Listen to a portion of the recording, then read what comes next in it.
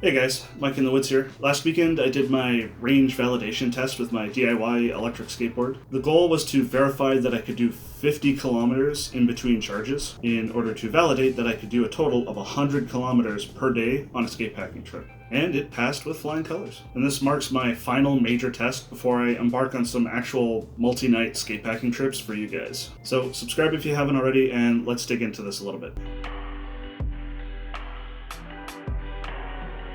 In total, it took me 3 hours and 40 minutes to ride 48 kilometers from Ajax to Liberty Village in Toronto, using two big 324 watt-hour batteries and one half-size one. And I still had half of my smaller battery's capacity by the time I got to my destination, but I will be replacing the smaller battery with a third large one, so it gives me a 10-kilometer buffer. To put that in perspective, at the time of this video, I'm 250 pounds and had easily over 35 pounds or more of backpacking gear, and that's because the camera equipment, the extra battery, and the charging and longboard maintenance gear adds quite a bit of weight.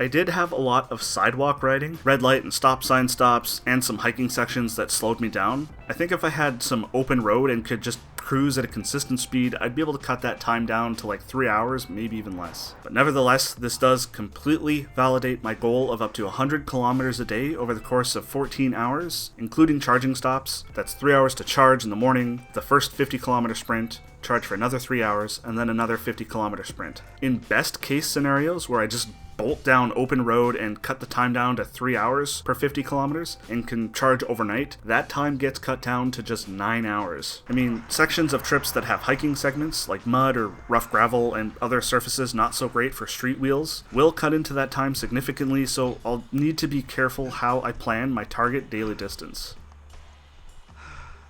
Little potty break. Now I'm going back on the trail. This is the trail right now. A muddy, unrideable mess.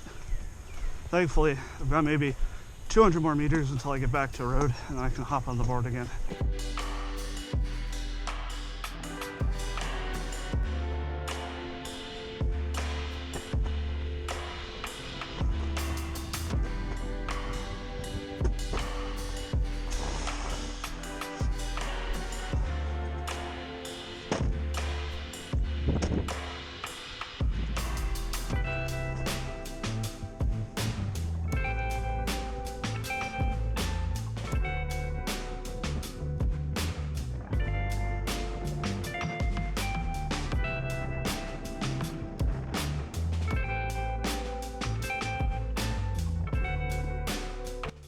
So it wants me to go through that grassy area. I guess I'm walking. Surprisingly, my battery consumption rate was the same regardless of whether I was on the first or second gears. I did the first leg of the trip on first gear until about halfway, and then I switched to second gear, and I covered the same amount of distance. I think this is because the acceleration curve for the board is the same, just with a higher top speed for the higher gears. This means I don't have to really worry about slowing down to extend my range, which is an important factor for targeting 100 kilometers daily distance. And just like my original overnight skatepacking trip, my feet and legs got absolutely wrecked after riding this board for hours straight. I still need to acclimate to it. Although the grip tape will shred the treads, trail runners should help with this a little bit, and the rest is really just getting used to it.